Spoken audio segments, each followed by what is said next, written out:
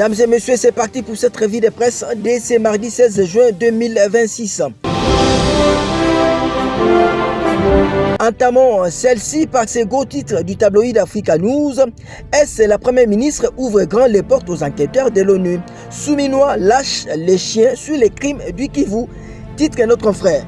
Encore Africa News, c'est une poignée de mains lourdes de symboles. Mardi 9 juin, dans le salon feutré de la primature, Judith Suminwa Tshilukka a reçu les 3 membres de la commission d'enquête indépendante mandatée par l'ONU.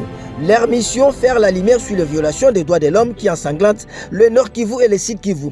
Face aux enquêteurs, la chef du gouvernement n'a pas tremblé. Entourée des ministres de l'Intérieur, des droits humains, du genre et de la vice-ministre des Affaires étrangères, elle a promis transparence totale et coopération pleine et entière. Un engagement qui sonne comme un défi dans un pays où l'impunité a longtemps été la règle.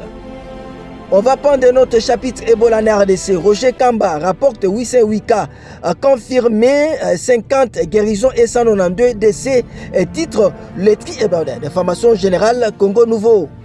Au cours d'un briefing de presse tenu ce mardi 15 juin 2026, le ministre de la Santé publique, Hygiène et Prévention sociale, Dr Roger Samuel Kamba, a confirmé que la République du Congo enregistre à ce jour 808 cas de personnes touchées par le virus Ebola. Selon les ministres, plus de 50 personnes ont guéri et 192 décès ont été enregistrés en un mois d'existence de l'épidémie Budimbugyo dans le pays. Les cas confirmés se concentrent dans 3 provinces, l'Ituri, le Nord Kivu et le Sud Kivu. Nous lançons un vibrant appel à toute la population congolaise. Nous disons que ce virus Ebola Budimbugyo est une maladie qui est réelle, a déclaré le ministre de la Santé. Le même sujet est relayé par la vraie thématique qui titre Épidémie d'Ebola. Roger Kamba dresse un bilan d'un mois de riposte. Encore notre confrère, le patron de la santé a néanmoins souligné les avancées encourageantes dans la prise en charge des malades.